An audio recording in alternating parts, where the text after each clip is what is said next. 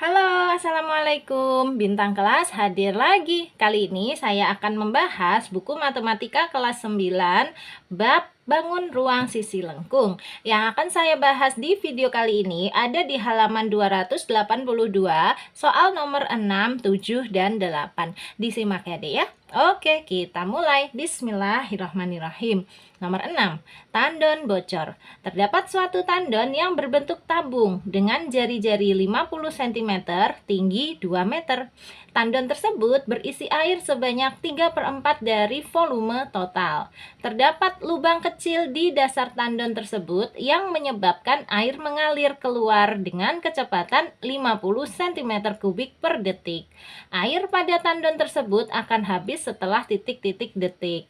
Anggap Pi sama dengan 3,14. Oke, untuk mengerjakan soal nomor 6 ini kita catat dulu yang diketahui. Yang pertama, tandonnya berbentuk tabung, jari-jarinya 50 cm, tingginya 2 meter. Kita catat ya. Nih. Nomor 6, tabung. Oke, dengan jari-jari 50 cm dan tingginya 2 meter. Nah, ini tinggi 2 meter kita rubah ke dalam cm aja ya, biar samaan nih. 2 meter itu berapa cm? Tinggal dikali 100 ya, karena 1 meter kan 100 cm. Berarti kalau 2 meter ya 200 cm. Oke, kemudian tandon tersebut tadi berisi air sebanyak 3/4 dari volume total. Berarti ini menulisnya gini. Volume air dalam tandon ya sama dengan 3/4 kali volume tandon. Oke, ini dulu. Lagi, yang diketahui lagi ini bocornya tadi ya, kecepatannya 50 cm3 per detik. Nah, untuk seterusnya, kecepatan yang sekian ini kita sebut sebagai debit airnya ya. Debitnya adalah 50 cm3 per detik. Tulis debit kebocoran ya, pokoknya debitnya aja gitu, 50 cm3 per detik. Oke, yang ditanya adalah air pada tandon tersebut akan habis setelah berapa detik, berarti waktu ya. Yang ditanya adalah waktunya berapa detik sampai air tersebut habis ya karena bocor. Nah, kita perhatikan dulu, di sini yang ditanya waktu, kemudian ada debit, kemudian ada volume. Kita masih ingat ya konsep debit, waktu, dan volume ya. Nah, untuk mencari waktu kita bisa menggunakan rumus volume dibagi debit ya, volume per debit. Nah, volumenya ini volume apa? Hati-hati, volume di sini adalah volume air dalam tandon, yaitu 3/4 kali volumenya tandon, bukan volume tandonnya. Kan airnya tidak terisi penuh. Jadi nanti yang kita pakai adalah angka ini, volume air dalam tandon. Ini kita hitung dulu. Nanti kalau volume air dalam tandon sudah ketemu, langsung dibagi dengan debitnya, maka waktunya akan ketemu. Ya, langsung aja langkah pertama kita hitung dulu yuk volume air dalam tandon. Sini, ini kita sisihkan dulu ya. Nah, volume air dalam tandon sama dengan 3/4 kali volume tandonnya. Nah, volume tandonnya berarti harus kita hitung ya, sama dengan 3/4 kali. Tadi tandonnya berbentuk tabung yang jari-jarinya 50 dan tingginya 200 ya, sama-sama cm. Berarti kita masukkannya volume tabung atau volume tandon, rumusnya Pi kali R kali R kali T. Oke, kalau di kesempatan lain kita pernah menyampaikan volume tabung itu adalah Pi kali R kuadrat kali T, itu sama aja ya deh ya. Di sini R-nya Kak Sari jabarkan seperti ini supaya nanti menuliskannya bisa langsung dan bisa dicoret-coret gitu. Intinya sama, Pi R kuadrat T. Oke, yuk sama dengan 3/4 kali Pi. Pi-nya tadi kita diarahkan menggunakan yang 3,14. Dikali R, jari-jarinya adalah 50 cm, kali R lagi 50 lagi, kali T, tingginya adalah 200 cm. Kita pakai yang cm ya, jadi pakainya 200. Nah, udah, ini sebenarnya dikali-kalikan biasa aja, nanti ketemu. Kalau mau disederhanakan gini, 200 dibagi 4 bisa nih berapa? 50 ya. Berarti 3 kali 3,14 kali 5 kali 5 kali 5 itu 125. Nolnya ada 3. Nah, gini. Boleh seperti ini. Kalau mau disederhanakan lagi boleh 3 dikali 125.000 dulu, 375.000. Terus dikali dengan 3,14. Ini masalah teknis menghitung aja, bebas sih ya. Yang penting nanti hasilnya sama dan benar. Terus 375.000 dikali 3,14 itu, Asari udah ngitung hasilnya adalah 1.177.500. Satuannya, karena di sini tadi tingginya sudah pakai sentimeter, jari-jarinya juga sentimeter, berarti satuan volume kita adalah sentimeter pangkat 3. Nih, volume air dalam tandonnya sudah ketemu, 1.177.500 cm3. Kembali ke dalam rumus kita tadi, kita mau mencari waktu. Waktu rumusnya adalah volume dibagi debit. Nah, volume yang kita gunakan ya yang barusan kita hitung ini tadi, dibagi dengan debitnya. Masih ingat, debit kebocorannya tadi adalah 50 cm3 per detik. Ya, langsung aja, yuk. Waktu sama dengan volume bagi debit. Berarti sama dengan ini, masukkan ya, 1.177.500 cm3 per debitnya 50 cm3 per detik. Nah, gini sama dengan, karena ini centimeter kubik, ini centimeter kubik, boleh dicoret. Tinggal ini aja, 1.177.500 per 50. Dibagi biasa aja ya, Dek ya. Nanti satuannya sudah ikut ini, detik. Nah, hasilnya adalah 23.550 detik. Ini untuk perhitungannya Kak Sari nggak lihat kan, nggak apa-apa ya, simpel aja kok, dibagi biasa pakai bagi kurung boleh ya.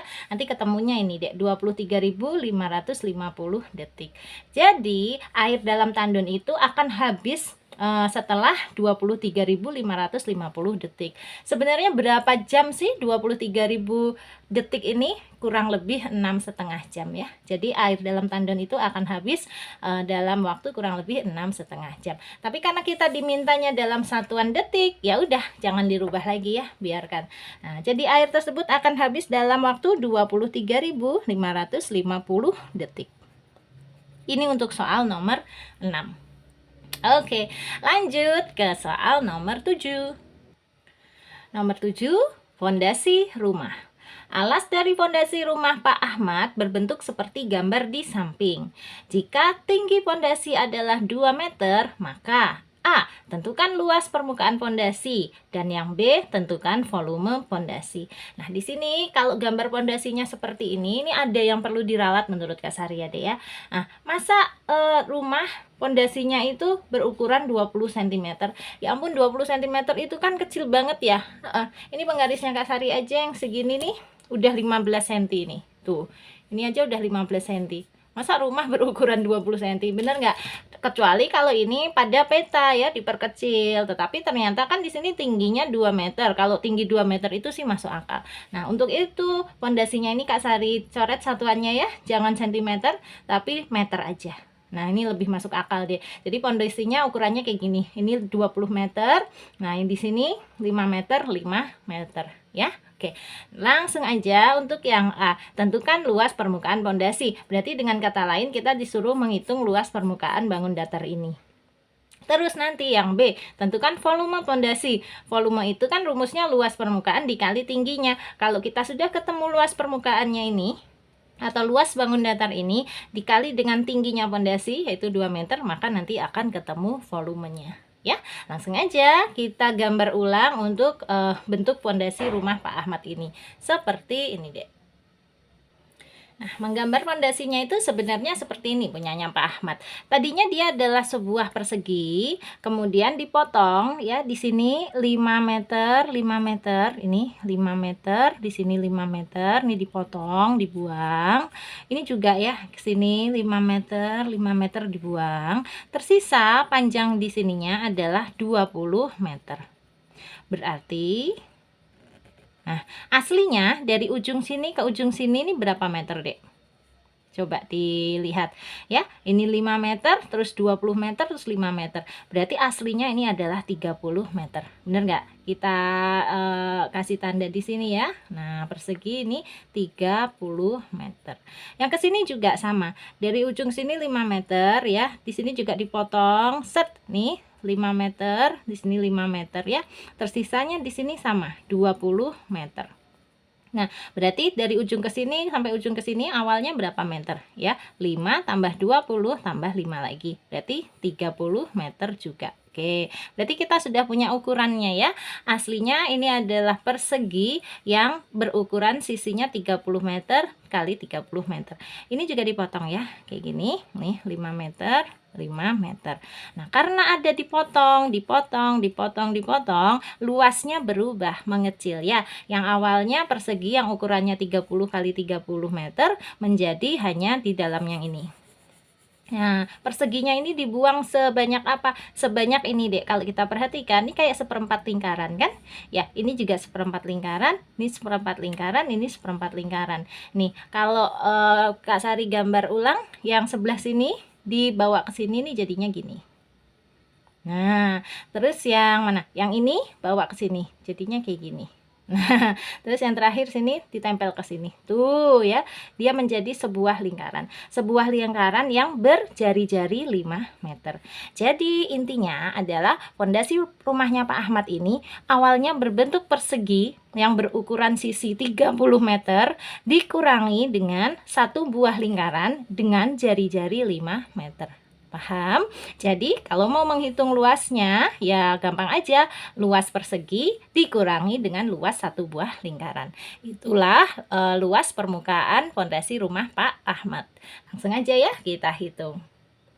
Nih, tentukan luas permukaan fondasi, kita hitung ya. Luas permukaan fondasi, luas permukaan aku singkat dengan LP ya. Luas permukaan fondasi sama dengan luas persegi dikurangi luas lingkaran.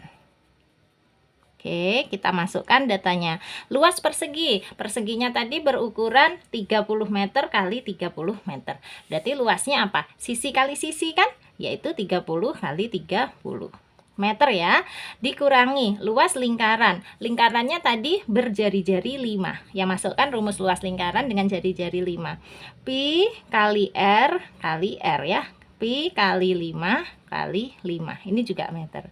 Nah, sama dengan 30 kali 30 berapa? 900 dikurangi 5 kali 5 25. 25 kali pi ya. Ya, boleh deh langsung kita hitung ya. Berarti 25 kali 3,14 aja ya. Nah, gini. Terus nanti kita hitung 900 dikurangi, ini hitung dulu 25 kali 3,14. Kak Sari hitung tersendiri aja sebentar ya.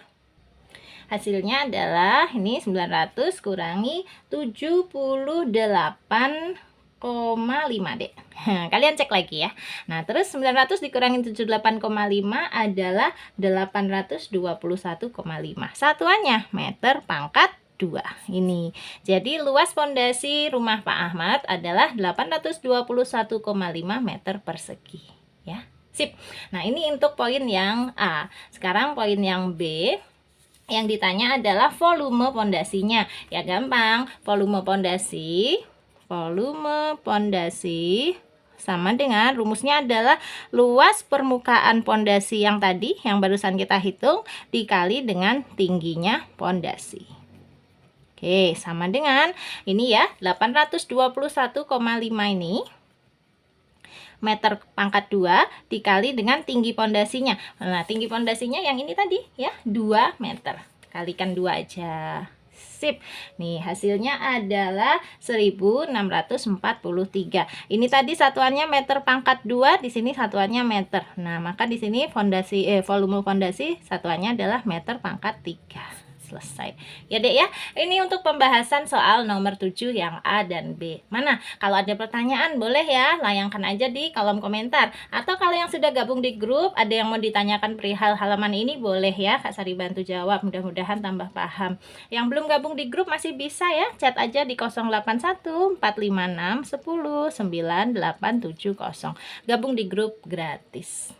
Oke, sekarang kita lanjut ke nomor 8. Nomor 8 ini adalah soal terakhir yang akan kita bahas di video kali ini. Ini dia soalnya. 8. Analisis kesalahan. Rudi menghitung volume tabung dengan diameter 5 cm dan tinggi 12 cm. Rudi menghitung V sama dengan 12 kuadrat kali 5 sama dengan 720. Sehingga diperoleh volume tabung adalah 720 cm3. Tentukan kesalahan yang dilakukan Budi. Oke, di sini tadi Rudi, di bawah Budi, ya udahlah ya, pokoknya maksudnya kesalahannya dia. Langsung aja ya, kita cek dulu untuk datanya. Karena yang diminta adalah volume, kita lihat dulu. Di sini yang diketahuinya diameter. Diameternya sama dengan 5 cm. Padahal rumus volume tabung itu adalah Pi kali R kali R kali T. Karena kita punyanya masih diameter, kita harus rubah dari diameter ini ke jari-jari atau ke R. Berarti gimana?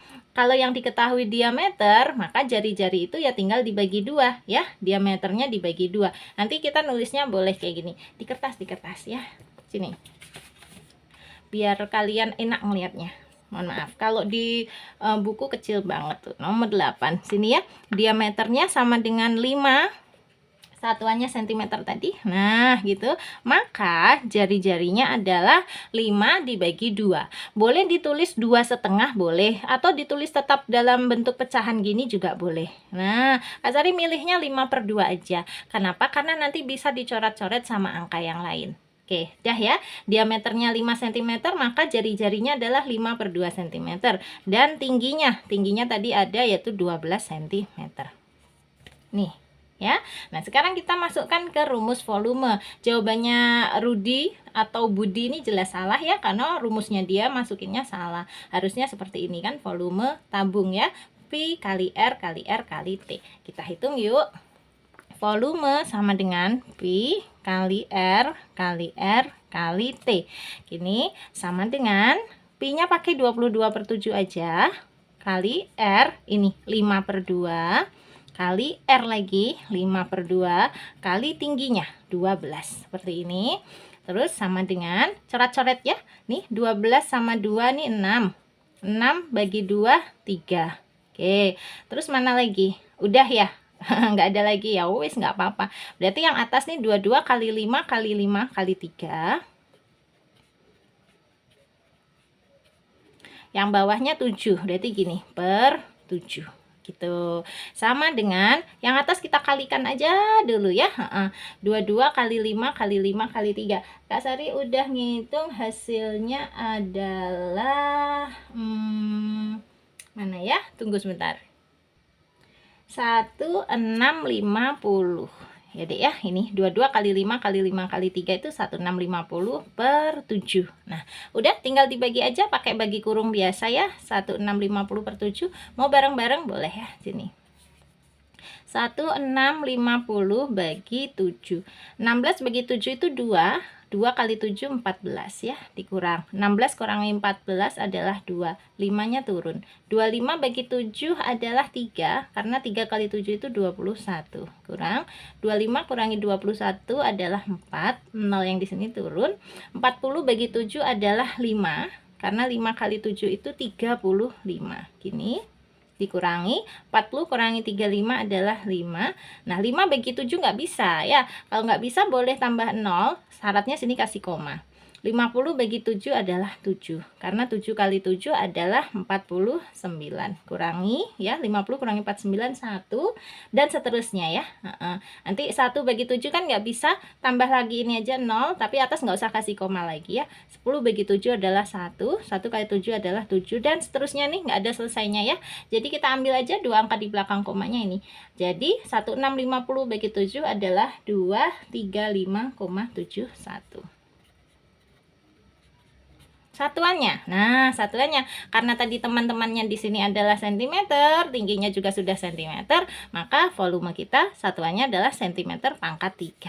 Ini harusnya volume tabungnya itu sekian, bukannya 720 ya. Nah, kan kita jadi sudah menjawab ya, tentukan kesalahan yang dilakukan Budi atau Rudi tadi. Kesalahan pertama, dia salah masukin rumusnya. Dan kalau salah masukin rumusnya ya kemungkinan besar hasilnya juga pasti salah. Bisa jadi sih hasilnya kebetulan sama, tapi kecil kemungkinannya ya. Pokoknya intinya nih, dia salah menghitung menggunakan rumus. Harusnya rumusnya adalah Pi kali R kali R kali T. Dan diameternya ini harus dirubah dulu menjadi jari-jari. Oke, sudah ya dek ya. Ini jawaban soal nomor 8 kita, 235,71 cm kubik. Berarti tugas Kak Sari sudah selesai ya.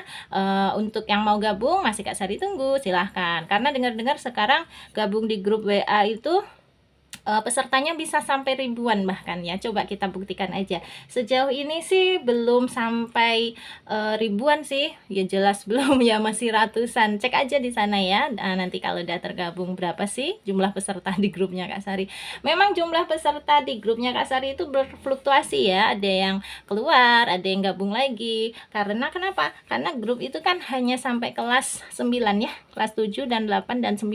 Nah, untuk yang kelas 9 ini yang tahun ajaran kemarin kalau memang sudah lulus, Kak Sari persilahkan untuk meninggalkan grup gitu. Nanti kalian juga gabung di grup ini karena ini sudah masuk ke semester 2 paling cuman sebentar ya. Setelah itu kan kalian masuk ke jenjang berikutnya ya meninggalkan grup. Kenapa? Karena tetap di dalam grup pun ngapain gitu ya. Meskipun ada sih yang bertahan di sana karena masih pengen mempelajari materi SMP karena dianggap kurang nangkep waktu di SMP kemarin, ya boleh aja, boleh asal tidak mengganggu. Intinya kayak gitu ya. Grup kelas 7, kelas 8, kelas 9. Masuk ke dalam grup sekali lagi gratis ya. Dulu pernah Kak Sari buat berbayar, nah sekarang dibikin gratis aja semuanya. Yeay.